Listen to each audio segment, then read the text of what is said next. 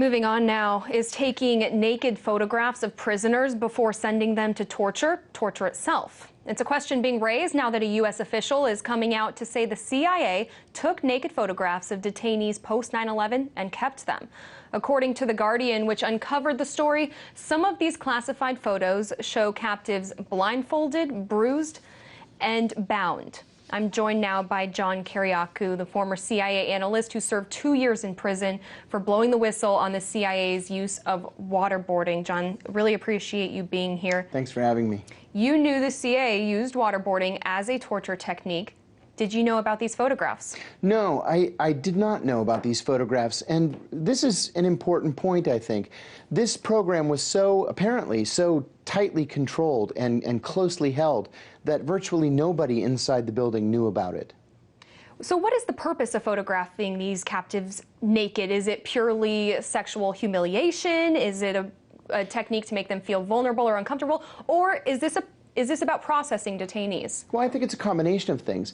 Officially, it appears to be about processing. It appears to be so that the CIA has a record that these detainees were not tortured before being sent to countries where they later were tortured. But at the same time, it's illegal to take naked photographs of people in detention. It's a violation of the Geneva Convention, and there are international laws negotiated at the United Nations that specifically prohibit this kind of behavior. So this could even rise to the level of a war crime. So that's actually what I was going to ask you. How does this violate the domestic and international law or the Geneva Conventions? Well, even if it is about processing, it's also about sexual humiliation. I, for one, would call this a form of sexual assault, and that is specifically prohibited by international law.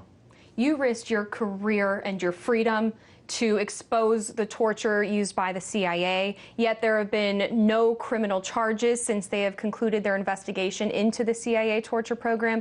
Did you ever expect that exposing these truths would lead to any action? I never expected to be prosecuted myself. I really believed in President Obama's 2008 campaign where he promised hope and change. Like a lot of Americans, I believed that. I believed in his calls for governmental transparency.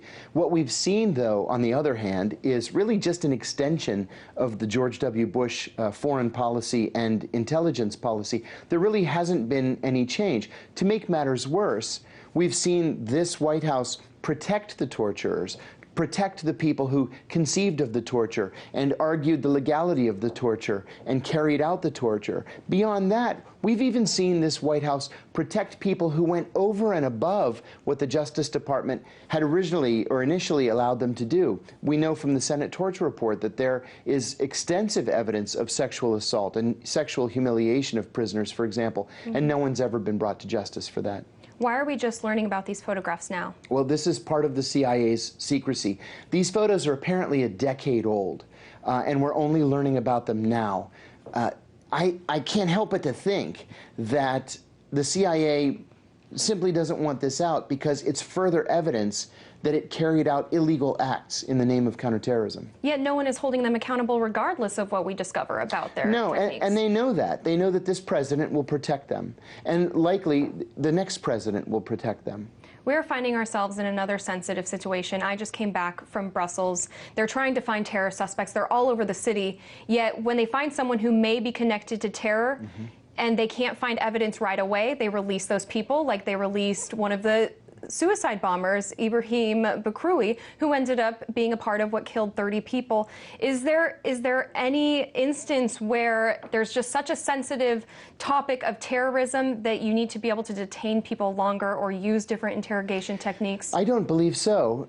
Listen, terrorism is a real thing. Terrorism is something that all of us should be worried about and should be working against, certainly. But at the same time, our constitutional rights and our civil liberties that we have fought for the last 240 years are more important than terrorism. And so while I encourage, certainly, the FBI and the CIA and the Department of Homeland Security to continue their investigations, to continue actions and operations overseas to keep Americans safe, at the same time, we have to protect those constitutional rights. The heavily redacted investigation into the CIA torture program that's sitting in a vault in the Department of Justice unread. Are we ever going to learn more than we already know about it? I doubt it. Not unless a member of the United States Senate, specifically a member of the Senate Select Committee on Intelligence, has the guts to stand up and release it. There's no incentive right now for the White House to do it, and certainly no one on Capitol Hill is pushing the White House to do it. Thank you so much for your insight. Whistleblower and former CIA agent John Kiriakou. We appreciate it. Thanks for having me.